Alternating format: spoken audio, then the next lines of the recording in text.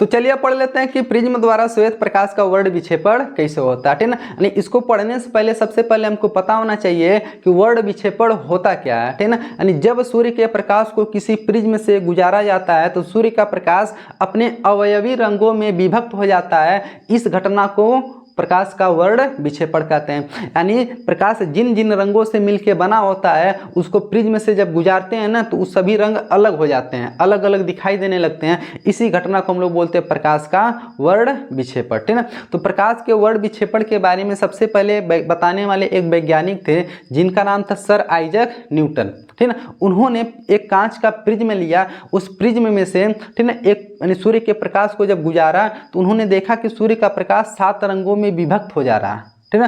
तो इस घटना को क्या बोला जाता है? प्रकाश का वर्ण विक्षेपण, ठीक है। इसके बारे में सबसे पहले प्रयोग कौन किए थे? Sir Isaac Newton. न्यूटन का नाम आप लोग सुने होंगे, ठीक ना। उन्होंने देख लीजिए क्या किए, यानी एक श्वेत प्रकाश लिए, उसको किसके साथ किससे होकर गुजार दिए? प्रिज्म द्वारा। यानी प्रिज्म किसका था?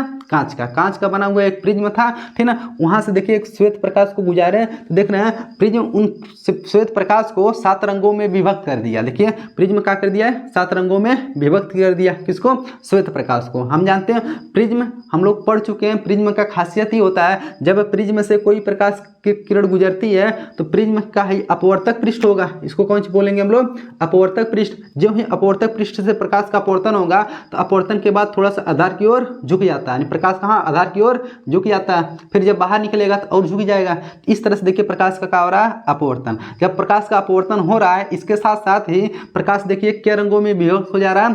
7 रंगों में विभक्त हो जा रहा है। यहाँ पर उन्होंने एक पर्दा लगा दिया, पर्दे पर देख लिए कि 7 रंग का पट्टी दिखाई दे रहा है। इन पट्टी का यानी जो 7 रंग का पट्टी दिखाई दे रहा है इनको उन्होंने बोल दिया कौन सी? स्पेक्ट्रम, ठीक ना। इनको उन्होंने स्पेक्ट्रम बोला। चाहे स्पेक्ट्रम बोलिए या फिर इसी को बोला जाता है वर्णक्रम, ठीक ना, क्योंकि वर्ण मतलब रंग, रंगों का एक क्रम प्राप्त हुआ।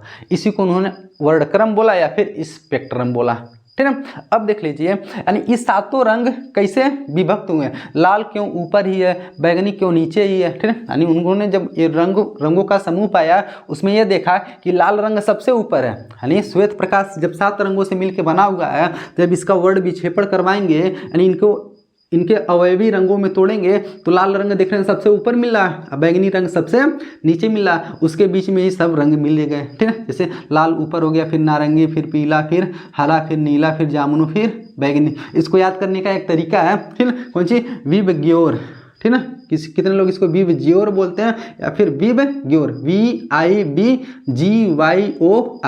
वी से वायलेट मतलब बैगनी, आई से इंडिगो मीन्स जामुनी, बी फॉर ब्लू मीन्स नीला, जी फॉर ग्रीन मीन्स हरा हो गया, वाई फॉर येलो मीन्स पीला हो गया, ओ फॉर ऑरेंज मीन्स नारंगी, R for red, red means का हो जाएगा लाल हो जाएगा। यानी नीचे से क्रम याद कर लीजिएगा कौन सी?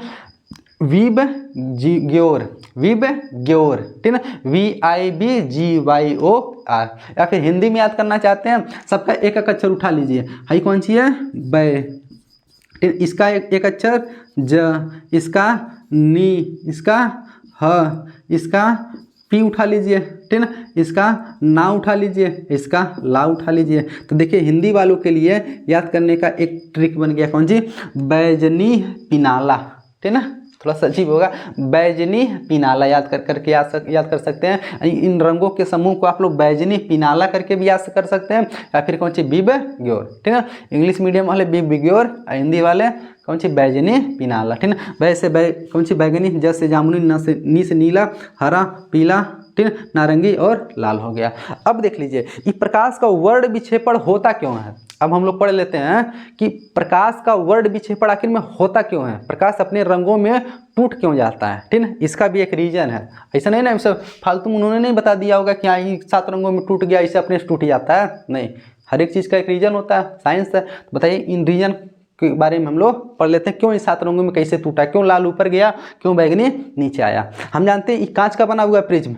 अब कांच का बना हुआ तो कांच का कुछ ना कुछ अपवर्तनांक होगा। हम जानते हैं किसी भी पदार्थ का जो अपवर्तनांक होता है ना वो प्रकाश के रंग पर डिपेंड करता है, ठीक है ना, कि किस रंग का प्रकाश है उस हिसाब से प्रकाश का मतलब उस पदार्थ का अपवर्तनांक होगा, ठीक है ना। हम कह दिए मान लिए कांच का बना हुआ प्रिज्म है, अब इस प्रिज्म का अपवर्तनांक हर रंग के लिए अलग अलग होगा।